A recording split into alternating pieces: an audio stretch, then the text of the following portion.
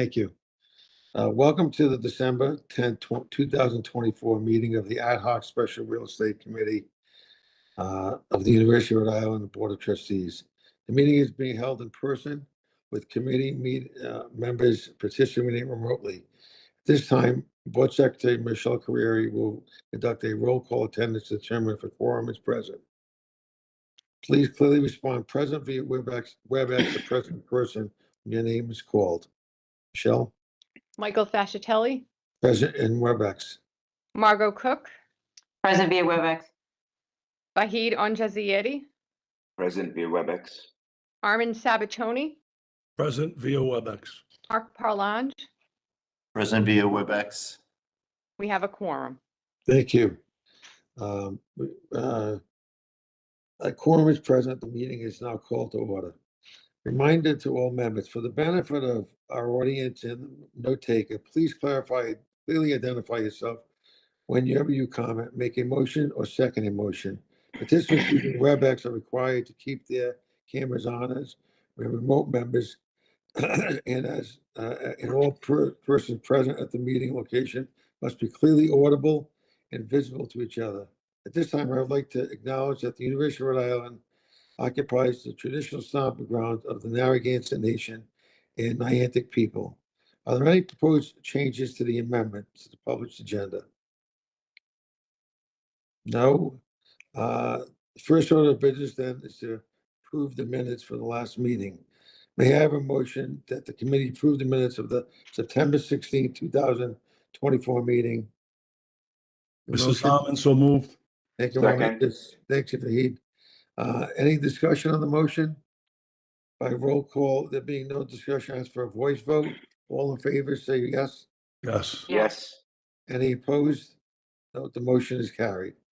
The next item on the agenda is item 2, discussion items. I believe that Abby, you're going to lead us through those items. Great, thank you. Good morning, everyone. So the first discussion item is a brief update on the campus comprehensive plan. You have a memo in your packet and also a presentation that I thought we could pull up and I can walk through very quickly. Mostly the goal here is to just give you an update on where things stand with the campus comprehensive plan and to give you a brief summary of the takeaways from our initial discovery and analysis phase. So let's see, there we go. So I'm going to walk through this very quickly, mostly because I want an opportunity for questions and you have the information in your packet. So this is a deck that was provided by Sasaki, working obviously closely with our planning, real estate, and development team. We have Carl Calvo and Ryan Carrillo represented here on the call today who are leading this effort on behalf of the university.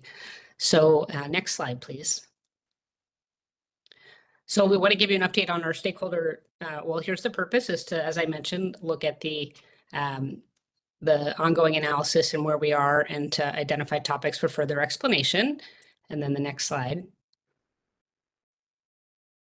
All right, we'll dive right into stakeholder findings. So there are about 6 topics here that I want to focus on. I don't think any of this will be new to you, but it is helpful to know that from all of our stakeholder feedback, we've heard many similar themes that we've been discussing as a board and university leadership team for a while. So number 1, housing. We have challenges with housing, both on the quality side and the limited availability.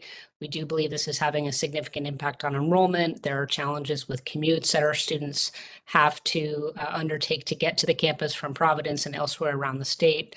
And also there's disparities in the quality of off-campus housing and on-campus housing, really. So there's equity considerations.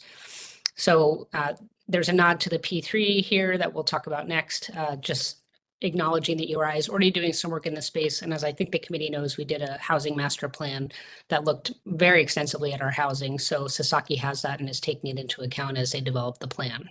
Next slide, please. This is just a sort of a visual. So what you see in the center of your screen is the housing district. And to the bottom left, you see the graduate housing. So that's where we do anticipate the P3 will have some replacement units, and then the new residential dorms that are being proposed will be just north of that central housing district. Okay, next slide, please. Okay, campus community and third we're calling it third spaces. This is not necessarily where you live, not necessarily where you're teaching or doing research, but this kind of third place, which is helps to provide a sense of community. So as we have discussed, there really isn't much of a sense of a campus town at URI. There are a few spaces that are really designed to encourage interactions between student and faculty, and definitely lack of quality spaces and concerns around campus programs and particularly intramural sports not having enough access to outdoor field and court space. An opportunity here is to develop a mixed-use town center, create more flexible spaces throughout the campus, and also make sure that students have and faculty and staff really have an opportunity for affinity spaces so people with like interests can come together to interact. So next slide will give you a visual of this. So here you see it right in the center of the Memorial Union. It's obviously the big kind of center of campus. That's where most of our student orgs are housed and where our students spend most of their time. That is slated for a renovation and an expansion because we know it doesn't meet the size needs that we have. Fascitelli is highlighted there because there is really kind of an excellent space on the first floor with a coffee shop and a lot of students interact there. You'll see on the right is the Emporium, which is marked red. That's obviously privately owned, and across the street from the Emporium are also privately owned food and retail sites that I think provide an opportunity for improvement for campus spaces. And then off to the left, you'll see our athletic spaces, which are also obviously hugely important for our campus community to gather. Next slide, please. Okay, classrooms and academic support. There are concerns around the parity and quality of academic spaces. So some buildings, it's called out here, you know, the nursing school has, a nursing college has a building that has extensive maintenance and repair that needs to be done. And there are others like engineering that have the beautiful Fascitelli building. So there's not necessarily consistency around our academic homes for our schools and colleges. We certainly need more large classrooms and classrooms that support active learning, meaning they can be used in a flexible way. Providence has come up a lot in this initial stakeholder engagement phase. A lot of students wondering what our strategy is in Providence and how could more offerings be provided in Providence. If you go down to opportunities, the health sciences district or medical school has been brought up, and clearly we're engaging with our campus comprehensive plan team as those discussions around a potential medical school evolve and how that might integrate into the campus plan. Next slide, please. So these are just highlighting some sort of key areas on the campus for classrooms and academic support. So you see the library there as a central building, needing more flexible space. You see that Ballantyne is called out in particular, which is the home of the College of Business that has opportunity for renovations and redevelopment to make that really a central highlight of campus. Potentially upgrading facilities to support the growth of the College of Environment and Life Sciences, and also what are potential facilities that could be updated for simulation and clinical work as we look at the health sciences more broadly. Next slide, please. Again, I'm going through this quickly. Feel free to raise your hand or just jump in if you have any questions. The next theme is research and clinical programs. So a particular focus here on the life sciences. As we know, we're very excited that the Rhode Island voters just approved a biomedical life sciences building, which will greatly enhance our lab space there. But it really is a limiting factor for our faculty involved in the life sciences. Poor quality of research facilities on the Bay campus. We are clearly working through that with the Bay campus phase 1 and phase 2. So there's an opportunity there we're already trying to take advantage of. And then just general discussions about colleges feeling siloed. Most of our colleges have a physical home. Some colleges don't, so they're spread out amongst several buildings. And I think that really can have impacts on identity, ability for faculty collaboration and integration. So there, you know, we need to think about how the schools and colleges are sort of situated across campus. Two that I think of in particular are the College of Education and Health Sciences that don't have a dedicated building. So they're trying to think about their identity. So for opportunities, we have opportunity for expanded clinical services, which are needed across all of our health areas. The Bay campus obviously has the opportunity to become a real signature research hub, and that is our goal with the investment there.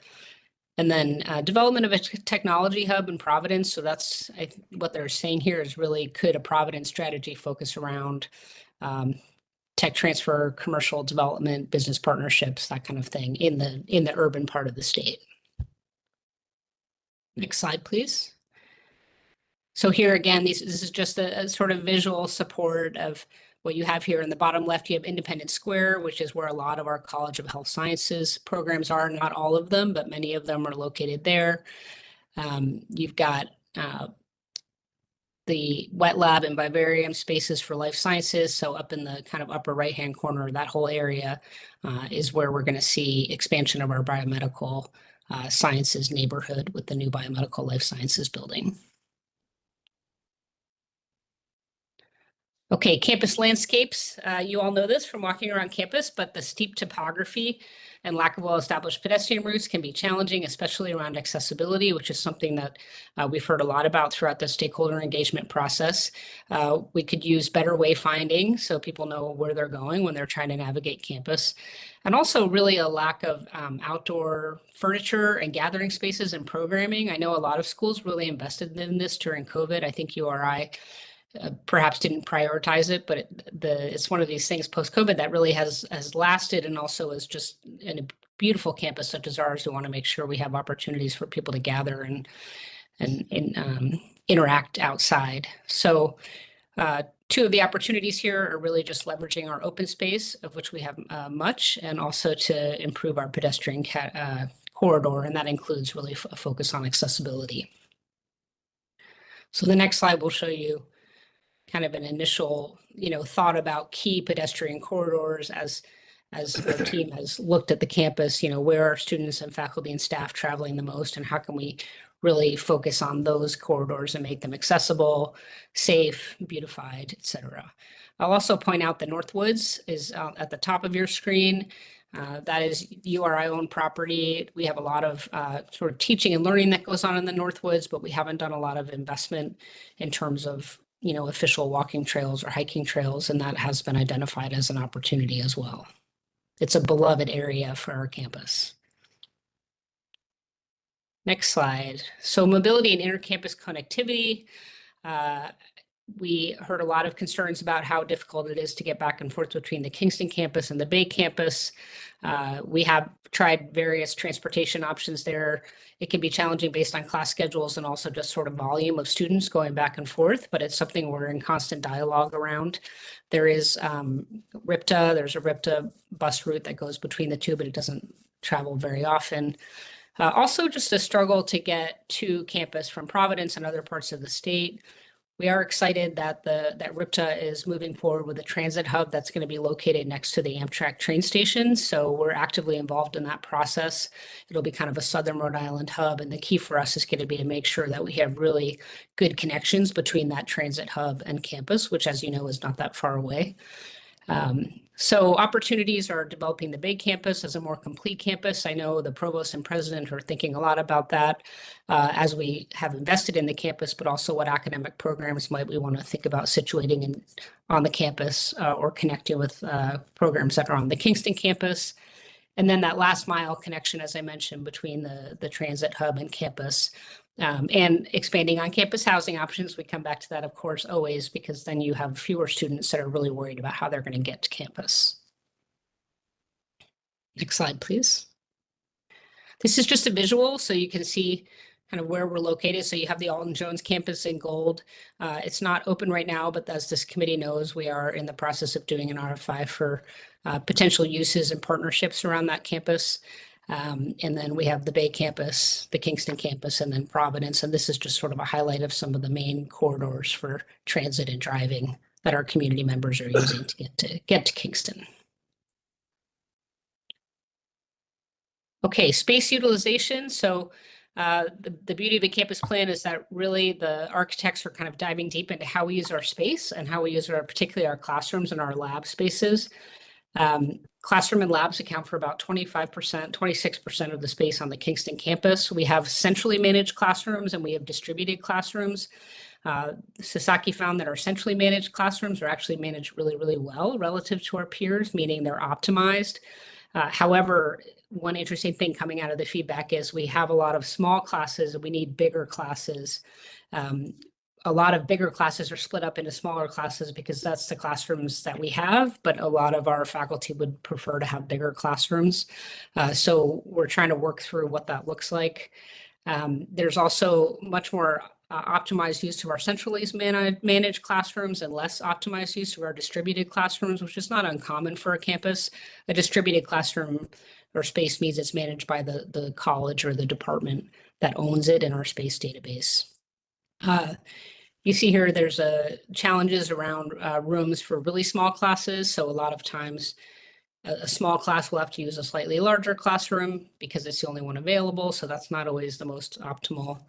And then kind of looking at teaching lab spaces, there are, particular programs that use labs a lot, and how are we optimizing lab space versus classroom space? So there's a lot more behind this slide. This is just a high level summary, but this is kind of the level of detail that the planning group is getting into as they think about what buildings we might want to build or how we might want to relocate schools or colleges, how we might want to manage our classrooms. That's kind of the level of detail we'll get into when we see the actual plan. Abby, what's into campus life? What are they including in that? Say that again. I didn't hear the What's question. in the campus life section? I think campus life is like Memorial Union, and I don't think athletics is split out. It doesn't include housing, I don't believe, and Ryan can correct me, I don't believe housing is on this actual donut chart here, but it's more sort of gathering spaces. Perhaps it includes the Greek life. I can find out the details, but if Ryan has anything else he wants to add to that question. It only includes the Greek life buildings that we own, but it wouldn't include the fraternities and sororities. Yeah, okay.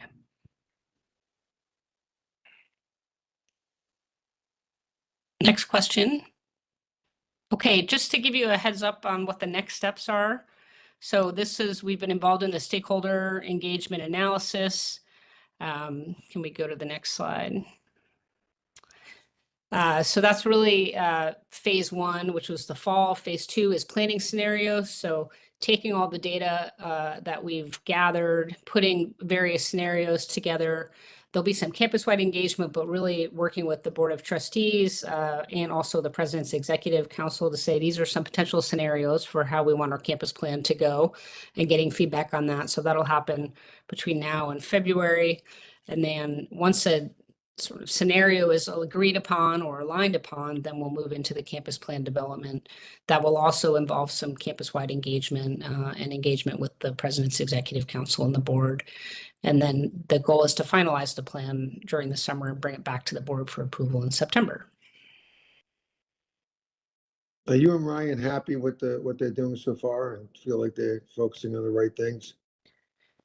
I'll jump in first and then I'll let Ryan add. We are happy. I think they're doing a great job. One of the hardest things for a campus plan is that, the input really is important, right? So they're taking what we give them. And I think we have so much change happening on campus and we have a lot of big initiatives that are under discussion that there's a little bit of a timing question, for example, the medical school. So I think they're very interested in that, but clearly we're just in the beginning phases of a feasibility study. So how do you actually, feed that in? So we're having, I would say, regular and extensive conversations, but they're trying to push us a little bit to understand, where are we going on enrollment? Where are our strategic initiatives? And how are we going to address the ones that we don't have full visibility on? But I appreciate that it's a robust dialogue. And I really have appreciated the engagement on campus with both the leadership and also our students and faculty and staff. So Ryan, if there's anything else you want to add, please feel free. No, just quickly, that Sasaki's been a great partner from the point of view of listening to us. They're not just coming up with their own preconceived ideas and notions and then kind of cramming them into the plan. They're really getting our feedback. They're considering our feedback. They're integrating our feedback in a very thoughtful way. So it's been good to work with them on that. So can I ask a couple questions? Please. Sasaki did the prior master plan. Is that what it was? Because I think that's like somehow remembered. I think they had a history here. No. No. So Okay. the prior So master because- plan was Goody Clancy. It's a very, I don't want to be obnoxious about it, but it's a very pretty report, nice pictures and everything like that. Have they told you anything? I don't know how much time is spent on this. Have they told you anything that you didn't know already? So they have Good. yes, through some of their analysis of the classroom information, they have given us a better insight into the classroom utilization and how we can better understand the future of optimizing that. They also have given us better feedback relative to what our peer institutions' plans are and how we compare with them, and some of the trends that they can bring to us that they see in other institutions will be really manifest in their what you'll see in the next session, which would be kind of some of their planning scenarios that we're starting to work through now. They're in their very infancy, but they're adding that extra view from a different lens than we have into those kind of solutions that they're proposing. Who's determining whether or not dormitories can be rehabbed or they've got to be taken down? Are we doing that in-house, or they're telling us that? They've got a team that's evaluating each one. So we, as part of the Housing and Residential Life Master Plan that was performed last year, we did a complete building assessment on all 39 of our housing structures. That building assessment was then used to determine which buildings were worth renovating, which ones needed to be raised and demolished, rebuilt. That is then fed into the Sasaki study.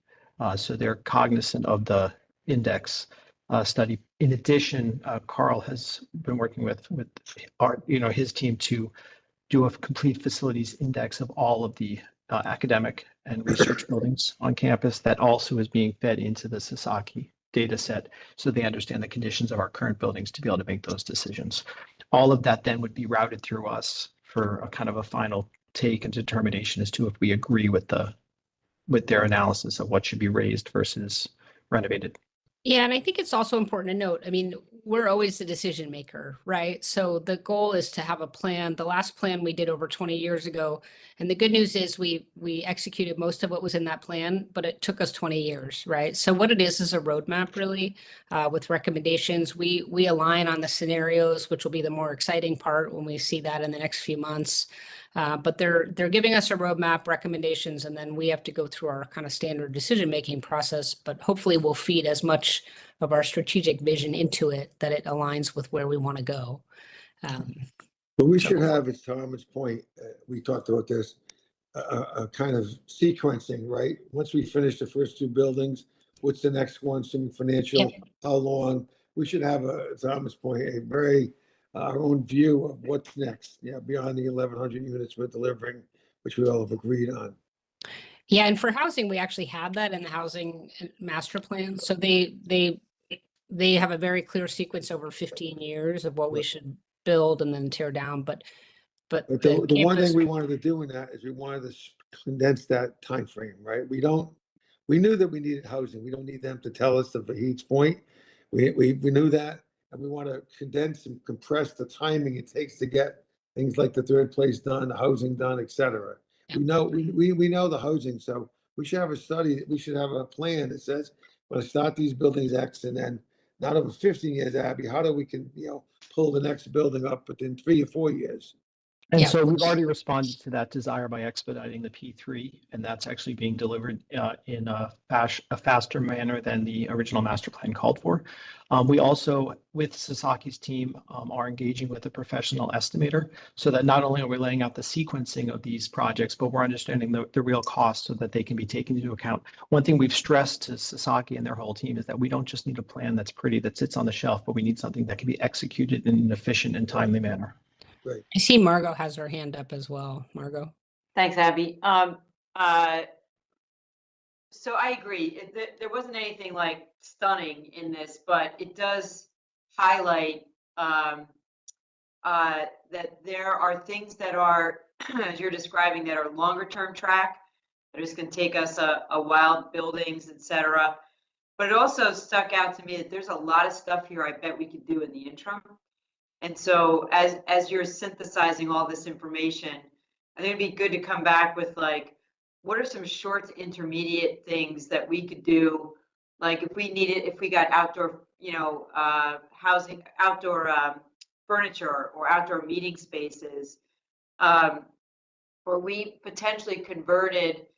I love the idea in the Fascitelli Center where there's a building where there's these common really inviting common spaces. And maybe there are places like that in our other buildings that we just don't think about the space that way, that can facilitate while we're doing this longer arc build, you know, these shorter intermediate spots.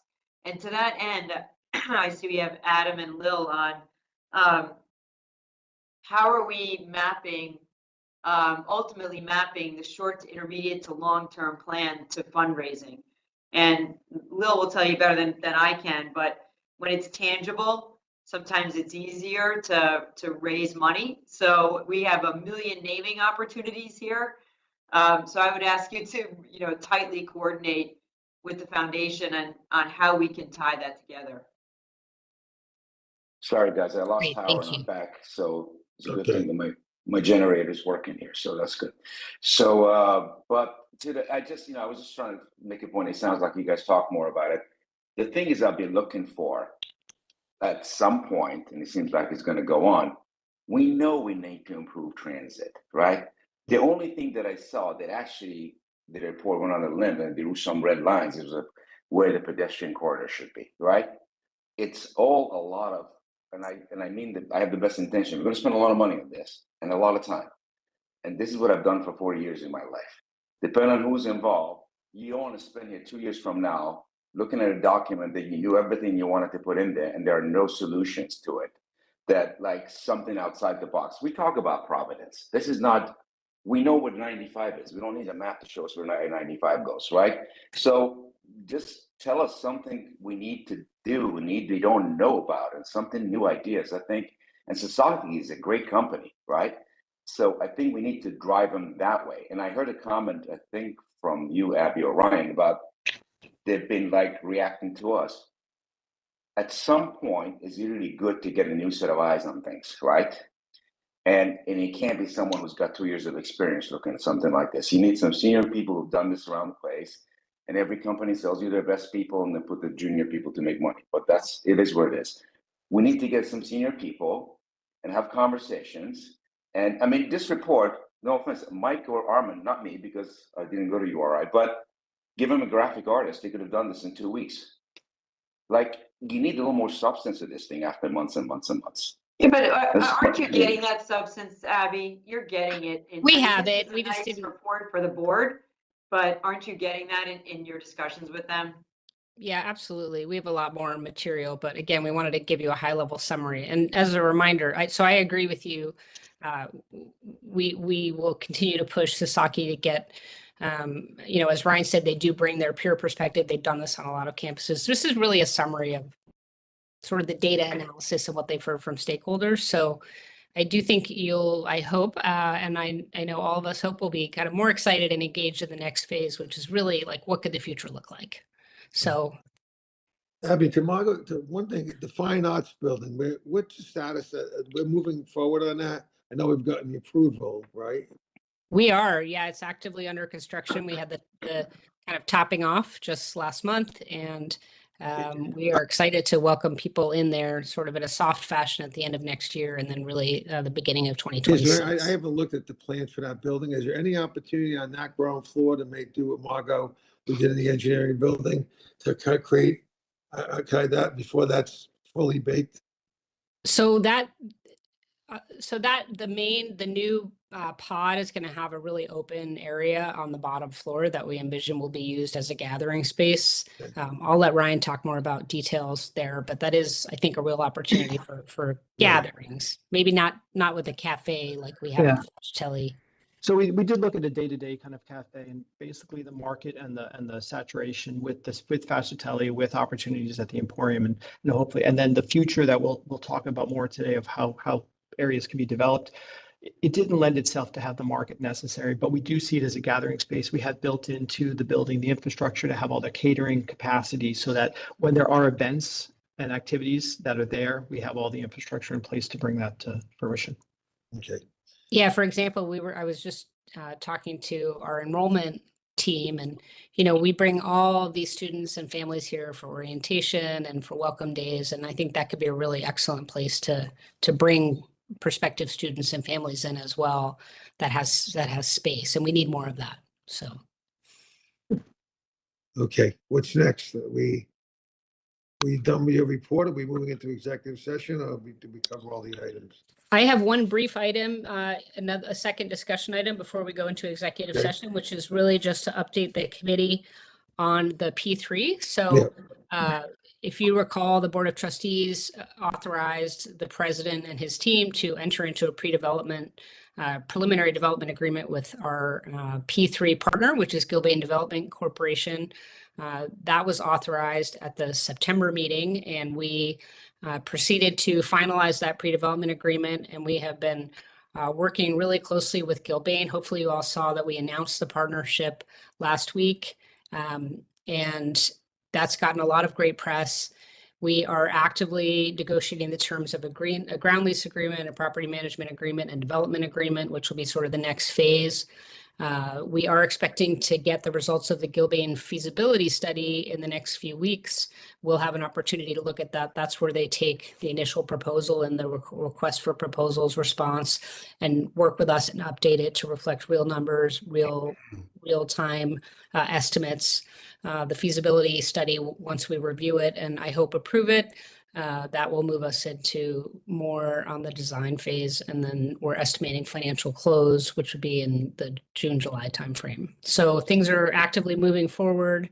A lot of my team and Ellen Reynolds, Ellen couldn't be here today, but her team is also leading the charge, meeting with Gilbane weekly, and I think we're making really good progress. When do we expect the units to actually be delivered? So the fall of 2027 is for the first undergraduate dorm, and the second undergraduate dorm would be fall of 2028. Okay. So this is an official disclosure. So the pre-development agreement was included in your agenda. But since that resolution was made in executive session, I wanted to make sure you knew that we had completed it. Great. Any questions on that? Anything else, Sarah, before we move into executive session? I don't think so. Okay, then I think the next item on the agenda is item 3, executive session. May I have a motion that the ad hoc special committee convene into executive session pursuant to So moved. I have to finish this, I think, unfortunately. Sorry. All right, GL 42/46 5A5.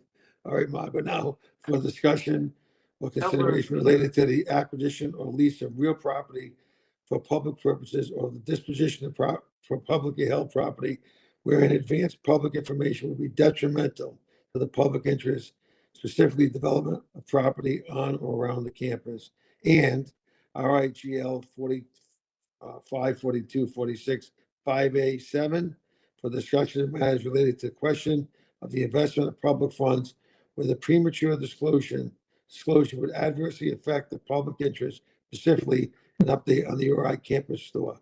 Is there a second? I second on this. Motion, right? And Second. any discussion of the motion? I ask for a voice vote. All in favor, say yes. Yes. Yes. Yes. Any opposed? No abstentions? If not, then I think the motion is approved. We will now convene to executive session, which will be approximately 60 minutes, after which we will reconvene in open session. The live stream will be paused during executive session and resume once it is ended and the committee reconvenes in open session. For those participating in WebEx, please confirm by saying yes that no other person present and are able to hear executive session. Yes. Yes. Yes. Yes. Yes. If you do not, so I think you're gonna automatically move into breakout sessions. Join the session will prompt it on your computer by clicking on the join now button. Right, right, Michelle? Is that done? Yes. Okay. Yes.